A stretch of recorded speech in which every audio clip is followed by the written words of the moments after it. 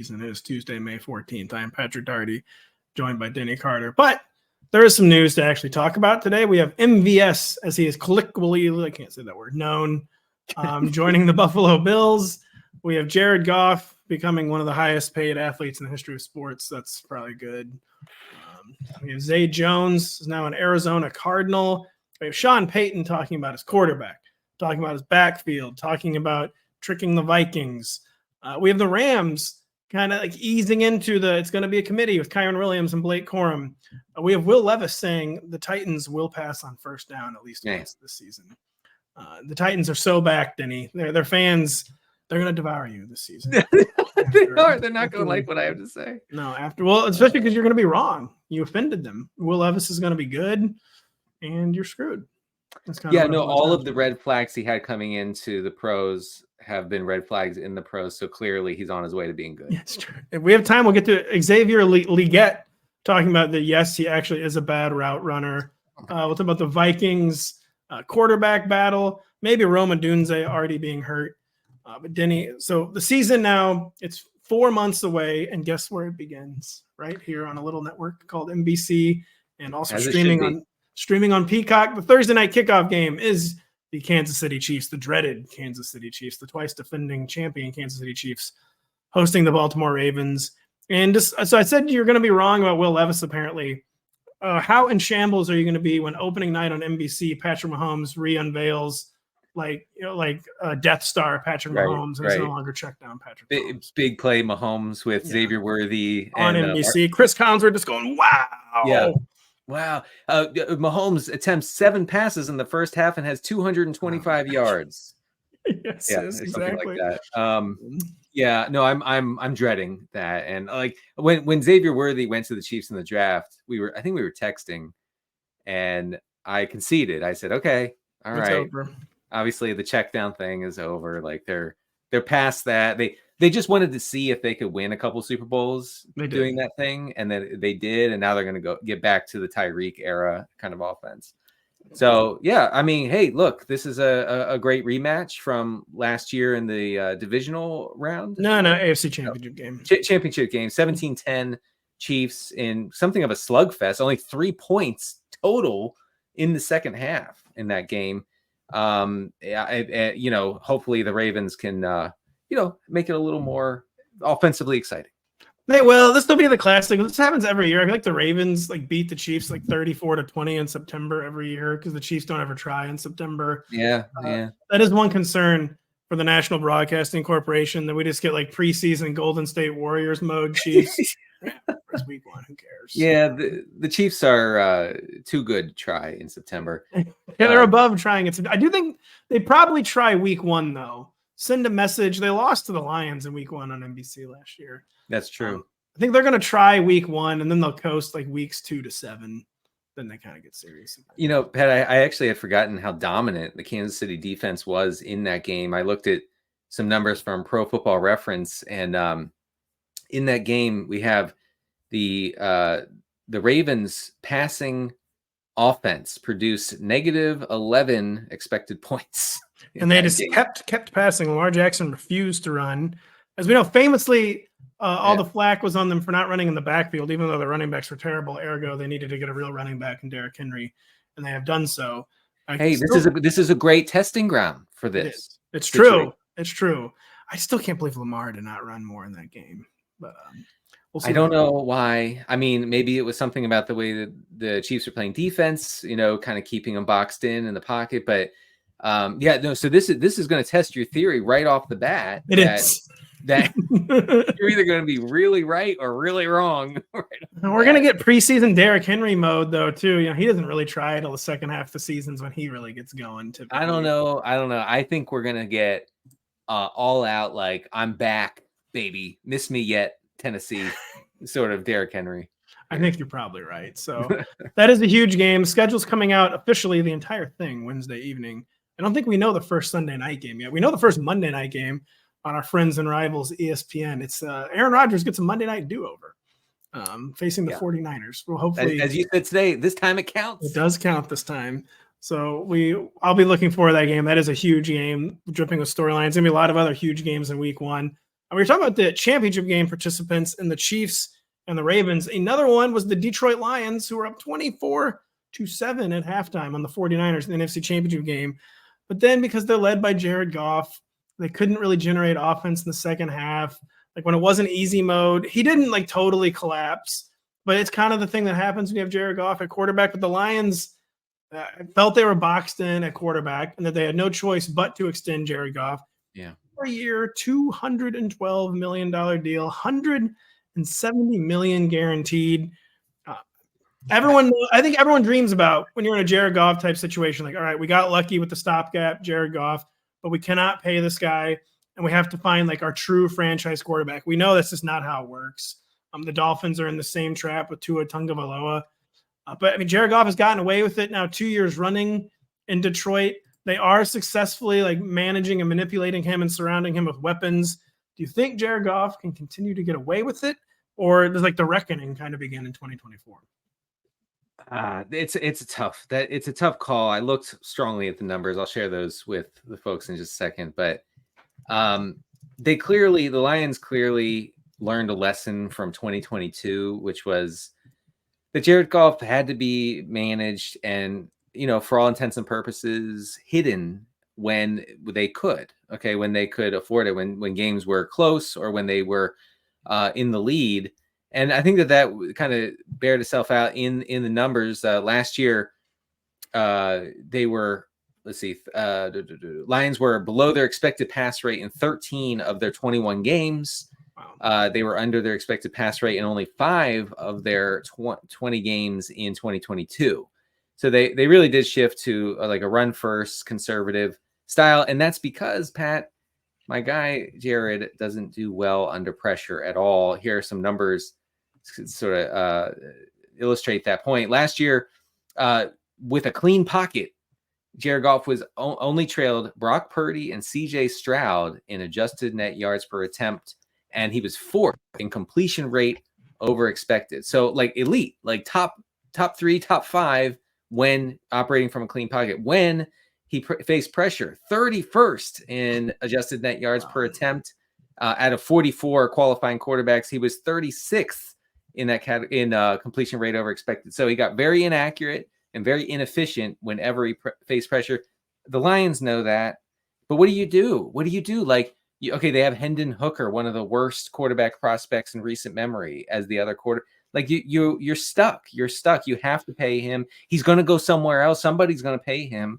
So I do think that they were in purgatory, and they just had to kind of stay in purgatory with Goff. Yeah, and if you're going to be in purgatory, they were handling it the best they can. Where they're trying to surround him with weapons. We all laughed, of course, when they added the change of pace running back, but it worked out. He's a catch and run guy, and Jahmyr Gibbs can be more than that. I'm not trying to minimize Jahmyr Gibbs' skill, but they're doing everything they can to like. This is the situation. This is the reality we're stuck with. We never got bad enough, to get like the top 2 or 3 pick. I guess they were kind of bad enough the Penei Sewell year, but they made other decisions because it was not a great quarterback class. I'm really hoping I'm not forgetting someone good that they passed on. I don't think maybe, but I forgive you because I can't do it either. But Goff, man, it's just like the class. Everything about him, like he wasn't good on the road last year, relatively speaking. He was so much better in the dome. He was a dome merchant. It was a classic. In their 5 losses, he had only 7 touchdown passes. Which all of it speaks to what you were getting at. He has to be a front runner. Like Jared Goff's just like the classic front running. He has to be passing in advantageous situations. Yes. And when it's not advantageous, it becomes very difficult for him. And it's such a tough place to be as a franchise. But I agree with you. I just don't see what other choice they have. So it's a fragile approach to offense, and I think the Dolphins have the same approach. Once the Dolphins get down by 10 or 17 points, it's basically over. Like they don't have any mechanism for coming back. And the Lions are the same way. The Lions know. But I do think that Dan Campbell and the Lions, they fully understand that they simply cannot put themselves in that position. So they do what it takes to get ahead or to get into a back and forth game, to get into an even game. And that in that way you can be successful with the Jared Goff. Also, Goff, he fits this modern version of the NFL where you want short passes to playmakers who can do stuff after the catch. That's basically what they've tasked him to do. And he has been good at that, again, when not pressured at all. And so I wondered, like, the counterfactual, could the Lions have ever gotten out of the Jared Goff situation? 2021, they really could not. They were number 7. It was the Justin Fields year. It was the Mac Jones year. It was the Trey Lance year. It was the Zach Wilson year. So fair play, not trading up for Zach Wilson or Trey Lance. Justin Fields, it's kind of every real football guy now keeps saying Justin Fields has never been good and never will be good. So I guess that they dodged a bullet there. 2022, a little different. They had the number 2 overall pick, where they, of course, took Aiden Hutchinson. And, it wasn't different at all. This was the horrible quarterback year, the Kenny Pickett draft. Oh, so yeah. The Lions, basically, the years they were bad enough to get a quarterback, the quarterbacks weren't good enough. And then the years where the quarterbacks were good, they weren't bad enough. Yeah, look, I think that this Campbell, Goff, Laporta, St. Brown thing can go on for the next, I don't know, 2, 3, 4 years, and they can be competitors in the NFC. I don't know. I guess you'd group them in with Super Bowl contenders, right? They're in the right conference. They wouldn't be a Super Bowl contender if it was 1-32. And you're talking about Patrick Mahomes, Josh Allen, Joe Burrow, Lamar Jackson, CJ Stroud. In the 1-32 field, this is not a Super Bowl contending roster. In the field where they just have to win the NFC and then win one game in the Super Bowl, they are a Super Bowl contender. It also just kind of feels like, though, an NFC Championship game loss is this team's ceiling. Maybe Dan Campbell said, hey, we might never get back here. Did. And that was kind of sad. It was, but brutally honest, my analytics king once again facing reality head on and saying that, look, guys, like, this was a great run. It's probably over. Like, we're never going to get here again. And hey, look, I don't. It's probable. It's probable that the Lions will never, under this regime, will never get to the NFC title game again. They'll be good. They're going to win. No, not just trying to disagree. They are good enough to. I do fear that it's like their ceiling, but I mean, it's still just Dak Prescott and the Cowboys. It's Jalen Hurts and, like, the Eagles, who are, like, in fire mode already. You were forgetting the 49ers, man. Well, I'm talking the 49ers. I'm saying that the 49ers are like the one-man obstacle. They almost beat the 49ers in San Francisco. We know the 49ers have fragility problems of their own. Yeah. And it's all about the scheme with the 49ers. So the NFC, relatively speaking, is about as bad as you'll ever see a conference right now. There's a humongous dearth of elite quarterbacks. There's a lot of teams just in transition. So it's a very winnable conference for a team like the Lions. But this is like probably 2024 or bust. They got to run it because Jared Goff, man, like, this guy's not gonna age well. He can. I mean, he's already aged better than expected, I guess. Again, I have been a Goff hater. Some would say this, but I will acknowledge that he can execute a game plan better than most, and he does genuinely deserve credit for. And he is fortunate to be in an offense and under an offensive coordinator and a head coach that fully acknowledges his limitations as a passer and doesn't pretend he's something he's not. McVay was doing that for a while, pretending that Goff was something. And then when Goff couldn't come through, he said, well, what's wrong with this guy? It's like, well, he's and traded him. It's Jared Goff. It's Jared Goff. What did you want? So it's a good match, a good marriage. I think that Lions fans are a little over their skis a little bit with the fact that they're going to be like perennial Super Bowl contenders as long as Goff is under center. Well, we better be right about that, because Lions fans, they're going to be mad. They really remember. I don't know. Everything. I don't know what to say, though. It's the same thing with the Dolphins. Lions like a steel trap. Boy, the Dolphins fans, they are frothing. The Dolphins fans, it comes from a place of desperation. Like, as you know, they were one of the colossi of the NFL for the 20th century. Right. 21st century, not so much. It hasn't been a good century so far. No. They might be waiting for the next one to be good. We'll see. They might. Well, Stephen Ross can't wait that long. He's in his 80s and he is spending like it needs to be now.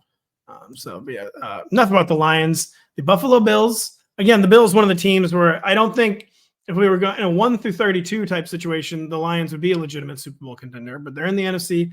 Lions in the AFC, where you just like, man, you got to, the bare minimum, you got to have the elite quarterback. They have that.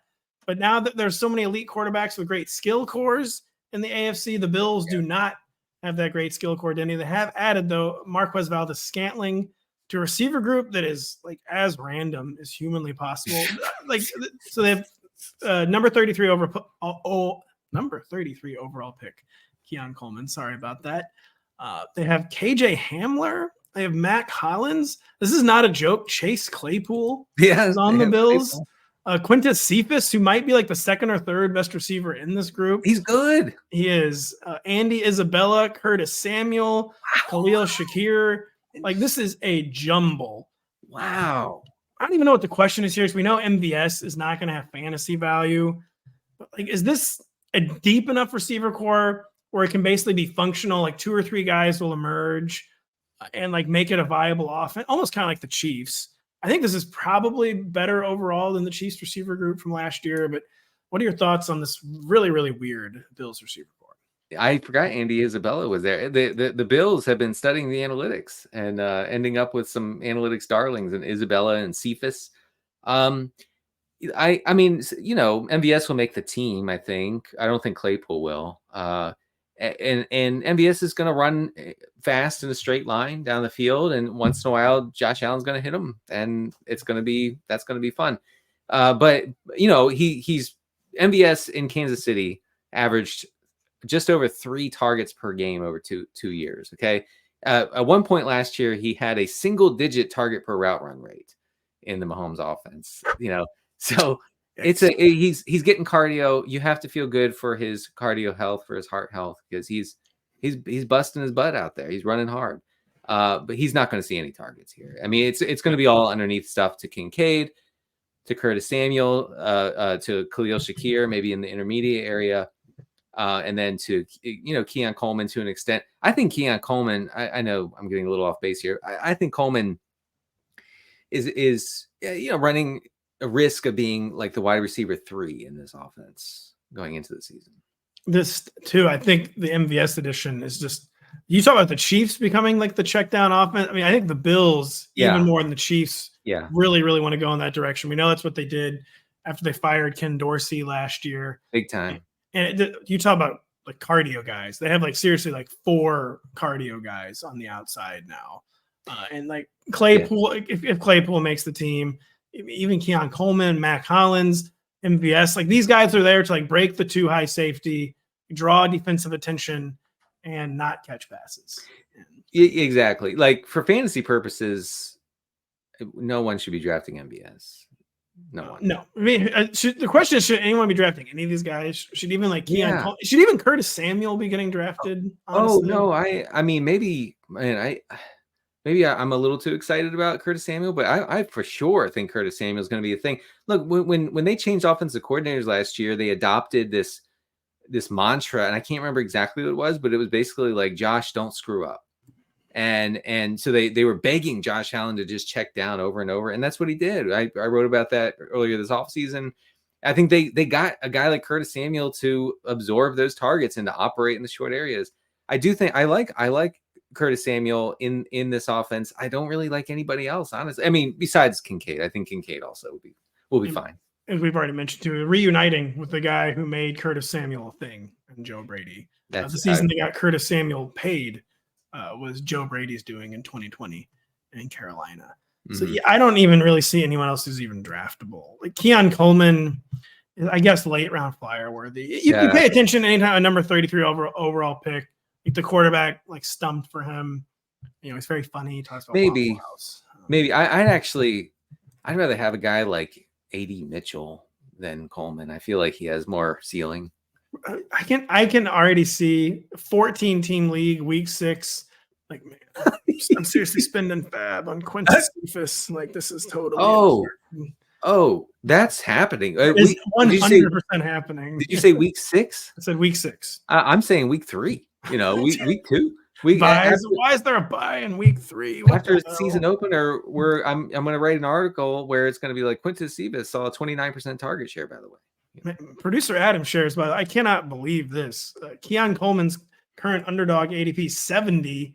What's like the 5th or 6th round? Curtis Samuel's 100. Yikes. I appreciate that, Adam. And I think that is one of the grossest ADPs I've ever seen. It's the 6th round, of course, for Keon Coleman. I feel like the Keon Coleman drumbeat's going to be pretty negative all summer. And the Curtis Samuel drumbeat will be pretty positive. I wouldn't be shocked if they ended up, Samuel goes low 80s, Coleman goes like high 80s, and that flips. I don't know, maybe it won't. I know it's funny to say this, but I think Keon Coleman's personality will keep his ADP up.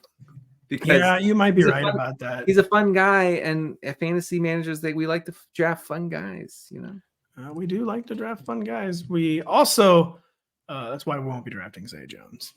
He's on the Arizona Cardinals. I just didn't know if this changed anything for you whatsoever. Look, everywhere Zay Jones goes, he becomes the favorite of every single coach and player and fan.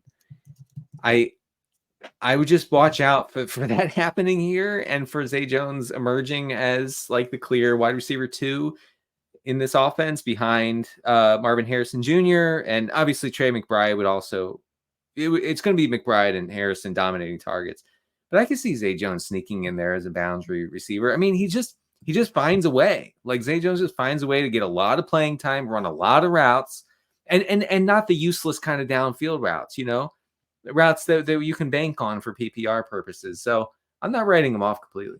He's a 14-team waiver guy for sure. Like, he will be rostered at some point during the season in your league. You won't be particularly happy about it. No, you'll never be happy about it. No. And teams eventually, despite wanting Zay Jones to marry their daughter, I mean, I think one of them literally said that at one point. Yeah, they eventually always cut him. Like, real nice guy. He's not good enough. Heck of a guy. Heck of a guy, heck of a show. We will be right back after this. The second leg of the Triple Crown will run this Saturday. Watch the Preakness Stakes at Pimlico Racecourse. The action begins at 4:30 p.m. Eastern, only on NBC and Peacock. Denny, the horsies go very fast. They're once again running fast. The horsies are once again running fast. I'm looking forward to my wife wanting to put another last second bet on this race, and me panicking, looking for Drew's horse racing picks at the last second. So I did not. I couldn't place a bet. I should drive to Illinois and place a bet on the Preakness. I want another finish by a nose. By the way, not enough human sports are badass enough where they literally have to get out a picture and like see whose nose was farther ahead. Oh. Yeah. Pretty amazing stuff with the horse. By the way, producer Adam tells me to bet on Muth.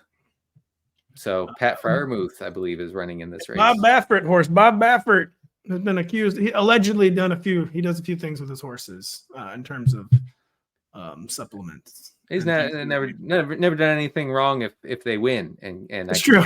Cash my ticket. So nothing ever we'll see. The Preakness Stakes.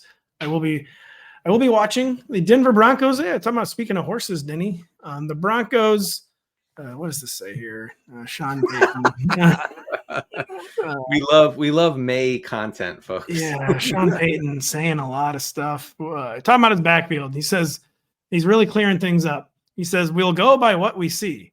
When asked about the possibility of a running back competition this offseason, because it's a very, very crowded backfield with Javonte Williams, Jaleel McLaughlin, Audric Estime, some guy named Blake Watson is apparently talking about. Samaje Perine is still on the team. But Samaje seems like on his way out, but he's also the kind of guy Sean Payton can never actually quit. Talk about a 0 RB backfield. Yeah. What words of wisdom do you have on this Broncos backfield? Who, if anyone, are you currently targeting? All right. Look, we need to, as quickly as possible, zero in on who's going to get the pass catching role in this offense, because, brother, there are going to be so many running back targets with the way Payton runs his offense generally, historically, and the fact that they drafted the screen merchant, Bo Nix, to never throw it downfield, but to check it down. Here's some stats about the opportunity that was there last year for running backs in this backfield catching passes. And then I think, we can project that into 2024. So the Broncos led all teams with a 33% target share of running backs in 2023. Your guy, Samaje Perine, was 5th in yards after the catch per reception P. Ryan had an insane 2.09 yards per route run that led all running backs in the NFL. Again, I want to emphasize this. P. Ryan was the most efficient pass catching running back in the NFL last year. You know who is sixth, Pat, in running back yards per route run? Tell me, Denny. Jaleel McLaughlin.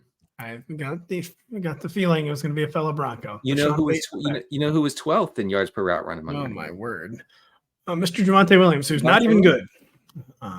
So we're talking about whatever. I mean, look, we know this as fantasy managers over the years. The Zoomers maybe don't, but we millennials remember all of the PPR goodness that we got out of Sean Payton's New Orleans offenses, right? Where Drew Brees was tasked with a lot of short throws to Pierre Thomas and Alvin Kamara and 15 other guys I'm not remembering at the moment.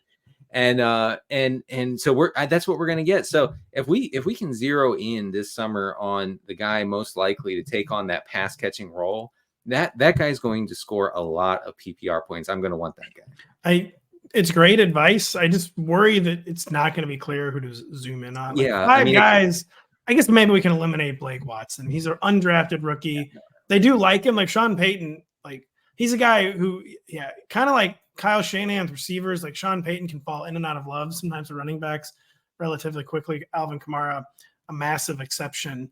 So I guess he could like fall in love with Blake Watson, but it's still four guys, and like I do think it could be maybe it's like a true rotation. I kind of that's another possibility that we will not get any clarity because there is no clarity to be had. P. Ryan makes sense because I think he was the primary pass catching running back last year, but there's something about Jaleel McLaughlin's game that I think fits this offense really well, and I have a tough time just like dismissing him as a secondary option. I think that he could pretty easily emerge as the primary. Well, are we even entirely certain? This is probably like May galaxy braining, but are we like entirely certain Javonte Williams makes the team? He was not good his first year under Sean Payton. He's not been efficient as a runner at all. It's the final year of his rookie deal. He has no guaranteed salary, actually. I just wouldn't be stunned if he was left, but he's more likely to be the number one than he is to get cut. But I feel like there's a wide range of outcomes for Javonte Williams, who has really just not ever put any good film on right. Yeah, I get that. And, Audric Estime, kind of a metrics darling, could take on that early down role. Or at least like cut into Javonte Williams' early down role. But it's running back capital that was spent by Sean Payton himself and not the previous regime. It's the fifth round, which is like kind of legit running back capital these days. And also, I mean, Sean Payton has never seemed too terribly interested in Javonte Williams. No, he is not. I don't know if that's injury related or what, but it is something to consider. I think we sometimes spend too much time saying why is he not interested? Why is it? Because Javonte Williams was such a good prospect. He flashed in his rookie season and this and that. I think we need to stop asking why and just accept it. Like Sean Payton likes his guys. We know that. Javonte Williams, not his guy. No, not as so. Javonte Williams is a guy I would be proceeding with very, very cautiously this summer. He getting cut is probably not terribly likely, but I just wouldn't even rule it out because I wouldn't rule it out. Yeah, that's what I would say. Small chance, but I do think that there is a chance. Yeah. Speaking of Sean Payton's guys, they're also Denny's guys. Bo Nix, you guys both absolutely love him. Not at all concerned about him being 32 years old or playing more college snaps than basically any player in history. But he made the most of them per Sean Payton, where I think he likes his mechanics and his like pace of play so much that he's compared it to almost like watching a good golfer. Yeah. Location of throws. He had 2 or 3 down the field throws today where it was almost like watching a golfer. Sometimes when you watch his game over 2 years, there's a patience to how he plays. The ball comes out, and I don't want to use the term boring, but pretty good decisions with each play, the efficiency of it. So Sean Payton basically thinks like Bo Nix is already a perfect football machine. Do these quotes get you more excited, less excited? Because more excited because the coach is clearly excited. Less excited where this like might be the Drew Brees diet, like on steroids, like never a long pass ever, like only screens, only short passes. What's the latest Bo Nix temperature? I'm so excited by the boring nature of Bo Nix, and you may hate a seasoned quarterback, but I don't. I like my quarterback seasoned, Seasoned. Well done. And the fact that he's been playing college football since 1999, I'm fine with that. I think that's actually good. No, I mean, I do think Nix is a perfect fit for what Payton wants. A distributor, a point guard. I think he has a little rushing appeal a little bit. Hayden Winks, our buddy, has looked into that and posted about that online. I don't hate Nix for fantasy, but mostly I like him to be able to manage this offense and give us, some viable players outside of Cortland Sutton catching a miracle touchdown, once in a while. To me, that is the problem, though. Where Bo Nix, like all the kidding aside, I feel like if he was dropped into one of these offenses where the skill core ran 3 or 4 players deep, like he could maybe be like, you might not like it, but he could be producing fantasy points. Yeah. It's just like with Cortland Sutton does not profile as a match with like this metronome Bo Nix game. Like, is this guy who, apparently gets the ball out super quickly. He's trying to be disciplined, trying to avoid turnovers.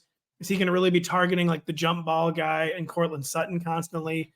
And then beyond Cortland Sutton, it's just like, who is actually going to catch passes for the Broncos? It's very, very, very much about as bad of a skill core as you'll see.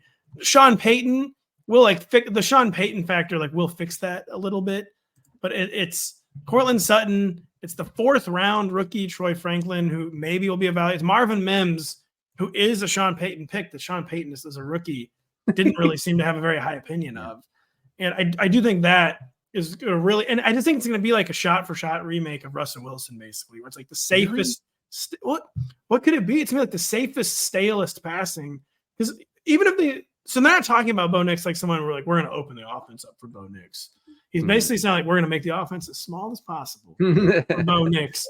And then when you're doing that with such an unimpressive skill core, I just don't know where the upside's. Yeah, I mean, you paint a convincing picture as to how this could be a very limited offense. I do, generally what Russell Wilson was asked to do last year in the Denver offense is not what he was asked to do in Seattle, and not even close. It was just rainbow balls and intermediate throws.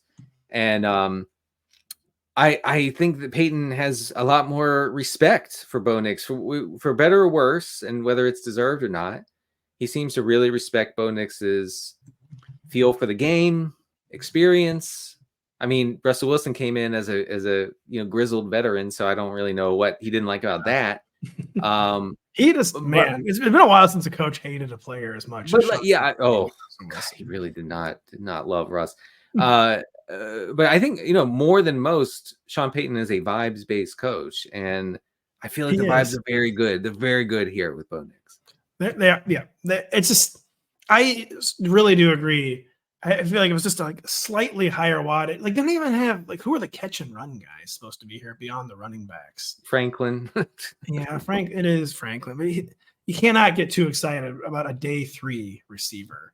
If Payton learns who Greg Dulcich is, that could be good. True. That would be very good if he became more familiar with Greg Dulcich's game. Greg, if you're listening, introduce yourself to the coach. Sean Payton will never, quote, become more familiar with Greg. Shake his hand and just say, hey, I'm Greg. I play tight end for the Broncos. Denny, how much do we read in? I've been sounding the alarm. Again, I'm not alone in this. And I think the Blake Corum pick is there's no way to sugarcoat how bad it's real bad news for Kyren Williams. I'm taking it as really, really bad news for Kyren Williams. That could be wrong if Blake Corum was drafted more as a direct backup. I just don't see how you make a guy the 3rd running back off the board when you have what you believe is an injury-prone starter, and he's the ultimate early down hammer. I don't understand how you at least won't have a committee role, and that role involving some of the highest value touches. And GM Les Snead said the team does not want to, quote, totally run down Kyren Williams this season. How do you think this plays into my theory of the situation, and what is your theory of the situation between Blake Corum and Kyren Williams? So the Rams really got rid of throwing the ball to the running back position when Kyren Williams missed 6 or 7 games last year. That completely left their offense. I looked into this for a piece I wrote, I think last month.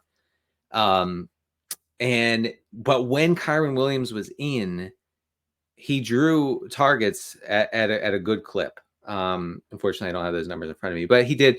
But trust me on this, he was a target earner out of the backfield. I could certainly see him maintaining that role, which is a good role, which is a valuable role in a pass first offense like the Rams. But I could see him losing early down work. I could see him losing short yardage work to Blake Corum, who was a good short yardage guy at Michigan, also scored 1 million touchdowns. So it's a problem. I do think I see folks who are dismissing it. Oh, no, it's just a backup. I think you're doing that a little prematurely. I don't really see how. It's my own theory, but I'm so convinced of my theory. Corum, I believe, was the third running back off the board. Like, yes, it was in the third round, but I mean, that's serious draft capital in this day and age. Yeah, a top 90 pick for Blake Corum. And I just can't get over, like, Sean McVay, like, didn't want to really, I feel like he only committed to Kyren Williams because he had to. And he's really spooked by the broken foot from 2022 and the high ankle sprain last year. It seems like it drives him crazy, the running back injuries, more so than most coaches. It's a very injury prone position. Right. So how many hits they take, but like he was out on like Darrell Henderson, like the second he got hurt one time, he was like, screw this. Like, yeah, the second Todd Gurley got hurt, he's kind of out point. on it. I forgot about Henderson. Holy cow. Yeah.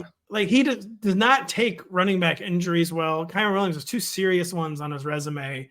Blake Corum like played hurt last year, like played like diminished. Maybe he like respects his toughness. I just don't see any scenario really where like Corum is like just a breather back, like a change of pace back. I just feel like he's gonna, even if it's only inside the 20s or like third and short, that's very bad for Kyren Williams. I basically don't understand how you could draft the guy who scored 27 touchdowns for the national champion. And I know Sean McVay is such a sophisticated coach, but I don't see how a football coach would draft that player and not give him like the goal line opportunities pretty early on. Like, how could you resist that? I feel it too, because it's irresistible logic too. Like we want Kyren to to avoid the wear and tear, like save some bullets. We don't want Kyren having to bang down at the goal line. Yeah, Kyren does not have those like it's just really well. And there's also the contingency value for Corum in that he's one Kyren Williams ankle turn away from being the lead back and getting a lot of touches. Maybe not every single touch out of the backfield, but a good amount. Another year removed from that injury he had in college. I'm in certainly on taking him at his ADP. And I am in certainly on taking a short break. We'll be right back after this.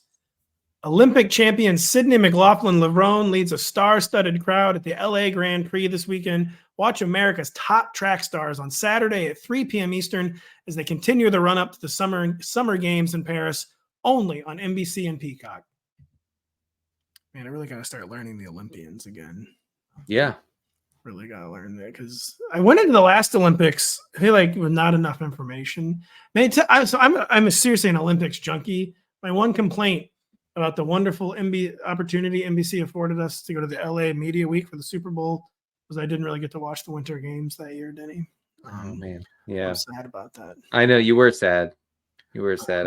I was not as sad. No, you don't get me wrong. I still watch them a lot in my hotel room. But I was sad. But I'm looking forward to the summer games. Man. Well, I'm looking forward to seeing Katie Ledecky, who is a product of Bethesda, Maryland. Bethesda being about 12 minutes from my home. Everyone's from Maryland somehow. Every good swimmer. If you're not from Maryland, you're not a good swimmer. Sorry, that's how it goes. Yeah, St. Louis is one of those places where everyone's from, by the way. Like a very famous like saxophonist died yesterday. I'm sure you've heard of the David Bowie connection. Sure. David Sanborn. I had no idea he was from St. Louis. Oh, he plays an amazing sax on the Young Americans album. Everybody should check it out. They should. There's so many people from St. Louis. St. Louis is a wonderful place. You should invest in St. Louis. Okay. Invest in stlouis.biz website I just made up. Denny, are you investing in Will Levis, who basically came out last week and said the offense is you've been beating this drum that Brian Callahan is going to bring the Titans offense into the 21st century. Will Levis just came out and said that, where he said he did expect a balanced attack, but he also said, quote, he expects a lot of drop back game in situations where we might not have seen that last year. And he also emphasized, we are going to throw the ball on first down. Does this make you more excited? I know it doesn't make you less excited. I know we, I guess rather famously in Titans fandom, questioned Will Levis's, how good he actually is, his ultimate ceiling. But the setup seems like it's going to be a total 180 on the Mike Vrabel days. As we kind of said before, he's at least going to be set up for success. How do you feel after hearing these comments? Yes, I do think, yes, to just to answer that question, absolutely. Will Levis will be set up to succeed here. And because the Titans are finally, as we've said 100 times on the show, entering the 21st century, 24 years into the century, better late than never, I guess. Just to give you an idea about how run heavy the Titans have been over the years, since the start of the 2021 NFL season, they've been 10% under their expected pass rate. Okay. Like that, and that's the lowest in the NFL over that span. So really extremely run heavy. Some would say, you might say backward, last year, 28th in no huddle usage. They were the third slowest offense, ran the second fewest plays per game, 55% neutral rate was the seventh, neutral pass rate, was the seventh lowest in the NFL. They only passed 48% of the time when leading. So basically they would get a lead, just kind of take the air out of the ball, maybe because they didn't trust Levis. So, yeah, I mean, we're going to see a totally different Tennessee offense, and that's good. That's good for everybody, including fantasy managers. I like I said at the beginning of the show, the red flags for Levis coming into the league where he holds the ball too long, he has a high pressure to sack rate, and he's bad at a short area and intermediate throws. And guess what? He was terrible at those two things last year. And I actually checked myself. I want everyone to know. Okay. I checked myself with Rich Rebar. Okay. Our good friend, Lord Reeves. And I said, am I going overboard with this Levis thing? Tell me, feel free to tell me, you got to shut up about Levis. And look, Rich is a very measured guy. So he wasn't going to tell me that, but he did say, yes, there are some major concerns. And basically we're not sure how he's going to avoid those things going forward. So I do think it's going to be Mason Rudolph season sooner or later in Tennessee. That is just, you hit the nail on the head with Will Levis, where he is being set up for success, at least how we define success for a quarterback. You're in the 20s. I can't believe we can refer to a decade by its name again. But that has just never been how he plays quarterback. He's a downfield hunter. He holds the ball. He likes to get hit. Like, it makes him feel alive type thing, I think, with him. It's the one thing he's truly good at is downfield passing. And they have downfield talent now. So he could get the downfield game going with DeAndre Hopkins and Calvin Ridley. But yeah, it's going to come down to, are they trying to square a peg into a round hole, that kind of thing. Because he's not, if you're drawing up the kind of quarterback to pile this offense, Will Levis would not be what you come up with. Yeah, I mean, just to put some numbers to it, Levis's completion rate over expected was 41st out of 44 qualifying quarterbacks on throws between 10 and 19 yards. It was an archaic offense. It was an archaic offense. It was, but he's not like. And then the pushback was, yes, but he has a strong arm, and that's not what. I'm not saying that he doesn't have a strong arm. He has an amazing arm. He's built like a Greek god. I think Zach Kruger, our friend Zach Kruger and colleague, said this the other day. I mean, he looks like a quarterback. I get it. And he throws very hard. It doesn't mean anything about his intermediate passing. And last year, he was basically the worst of the worst when it came to throws, in the 8, 10, 12-yard area of the field. It's something the guys seem like, for whatever reason, it seemed like it should be very easy to become a better intermediate passer. Like, if you're a good deep passer. I say as someone, again, who watched Drew Lock's entire college career, right, for some reason, they never get better at it. Like, if you're the guy who sails the ball over the dude's head 10 yards down, it just seems like they have a very, very hard time getting better at it. There are major exceptions to this. It can be done, but I feel like the exception is becoming a better intermediate passer, not the rule. Well, you can't just flip a switch basically, and all of a sudden you're a good intermediate passer. Before Cam Newton's arm, was toast, he had a rifle and could throw it flat-footed 55 yards on a rope. Okay, but he couldn't hit anybody in the intermediate area. No. And so these guys with cannon arms, they tend not to be good at those sort of throws. And I think Levis is like made for 1990s football. He is. He'd like be early so 2000s. good. Dude, the 70s, Terry Bradshaw would have never won a single Super Bowl because Will Levis would have won all. Yeah, I mean, Levis was meant to play 30, 40 years ago. I just don't think he fits at all in this league. This is like the single worst way to make a decision. But when I was watching these video clips last week, I was like, this guy sounds smart. This guy sounds like really excited, like he's getting like a second chance. He seemed like he was embracing the system. So we shall see. He is extremely talented. Will Levis. Yeah, for sure. Denny, is Xavier Legette extremely talented? He had one good year. A lot of people question his route running. The coaching staff immediately mentioning like end arounds, manufactured touches. And then Xavier Legette just came out and said that, we got to become a better route runner, which is not usually what you'd get from a first-round receiver. He said, I feel like the coaches kind of thought the same thing as well. He was referring to scouting concerns about his route running. So I feel like that was important. I put emphasis on making that happen and being able to show them that I could do that through the pre-draft process. So it sounds like basically he thinks he solved his route running issues during the pre-draft process, which is, of course, not how this works at all. No, I don't. What do you think about this? I mean, he clearly, Legette has a long way to go before he's part of like 3 receiver sets, I think, for the Panthers. Really? That's a bit pessimistic. Really? He's a first-round pick. I mean, yeah, maybe that is too pessimistic. Okay, maybe two receiver sets. Yeah. That's. I just don't know where, from a statistical standpoint, I don't know where the appeal is. You have the quarterback they're going to try to hide. You have a coach who's like promising to run it like the Terry Bradshaw Steelers. Our second Bradshaw reference to the show. And then. Where are the targets going to come from? I don't know. I mean, manufactured touches only go so far. I just don't see any appeal in it. The appeal is that you underrate first-round receivers at your peril. And then kind of on a yearly basis, one of the better fantasy life hacks is like take the first-round receiver that's like falling in fantasy drafts that drafters are talking themselves out of.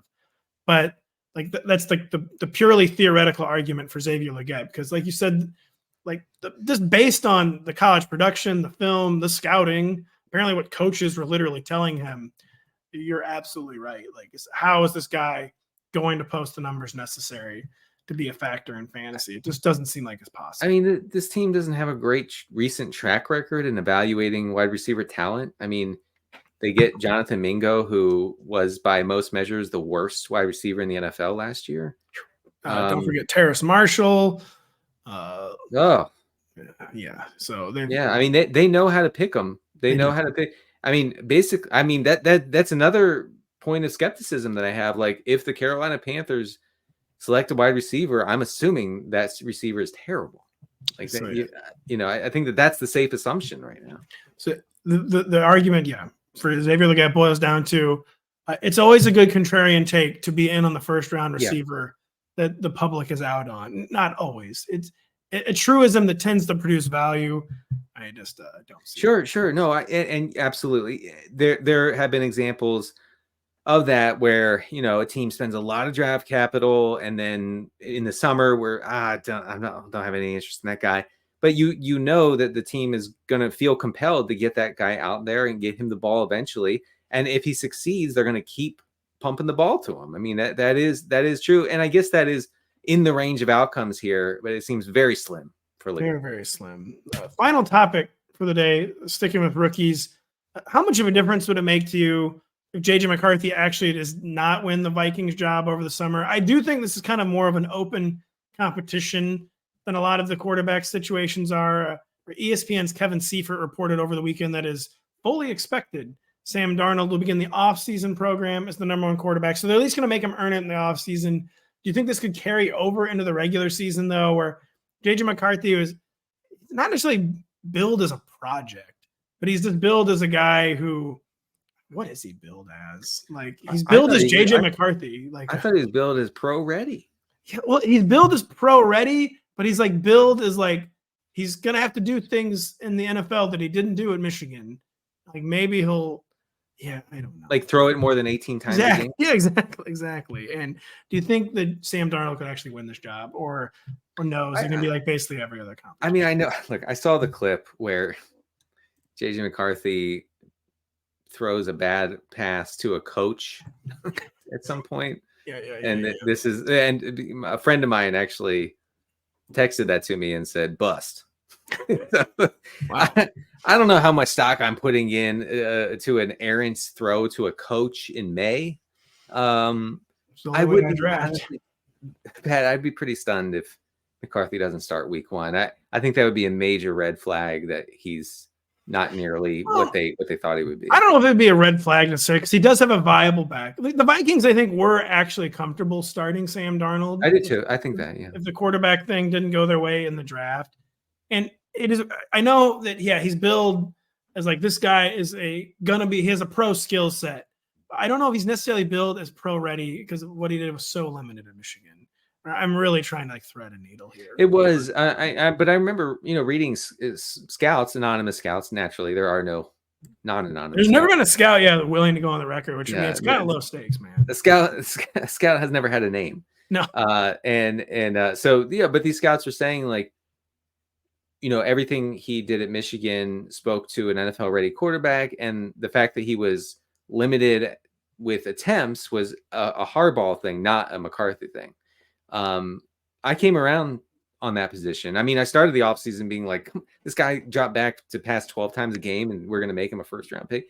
But I actually do. I think that there are a lot of numbers, efficiency numbers, accuracy numbers that say that this guy can be good. And I'm looking forward to the Justin Jefferson discount here, because I think he'll be fine. Like it like won't matter who's throwing him the ball. I don't care that Kirk Cousins isn't there anymore. He was fine with Nick Mullins last year. So I think JJ McCarthy is going to be better than Nick Mullins and Josh Dobbs.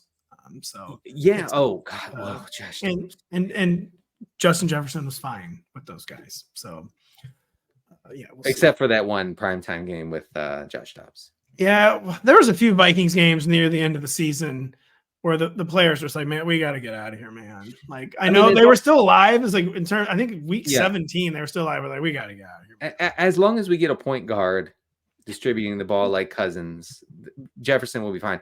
Jefferson couldn't survive Dobbs because Dobbs was rushing a lot, and so we don't want that. And that's not what we're going to get with McCarthy. There was some very, very dark Minnesota Vikings football in the 2023 season. Even the Nick Mullins game where he had 400 yards, that was one of the darkest football starts I've ever seen. I loved it. God, I love that game. It was amazing, yet so dark. Oh, it was horrible. I mean, yeah, he scored like 29 fantasy points and had the worst game I've ever seen. That's the ultimate fantasy gamer, though. Doesn't matter if you're good or not. You score them fantasy points. Listen, that game made real football dudes sick. To their stomach. It's gonna make fantasy football fans sick when we end the show, which we're doing right now because we're out of stuff to talk about. So yeah, thank you so much for listening. We're gonna be putting some stuff up on the site. I am hard at work in my GM's column finally. Really hoping to get that posted next week. I'm writing a piece on the league's best intermediate and short area passers. Believe it or not. It's a favorite Denny topic, which will be very illuminating, something we should probably talk about on the show. So Denny and I will be back on Thursday with Kyle Dvorchak, maybe a special guest, someone I want to have on, but I haven't texted him yet. Probably get on that. Yeah. So we'll be back on Thursday. For Denny, I'm Pat. Thank you so much for listening. We'll talk to you in 48 hours.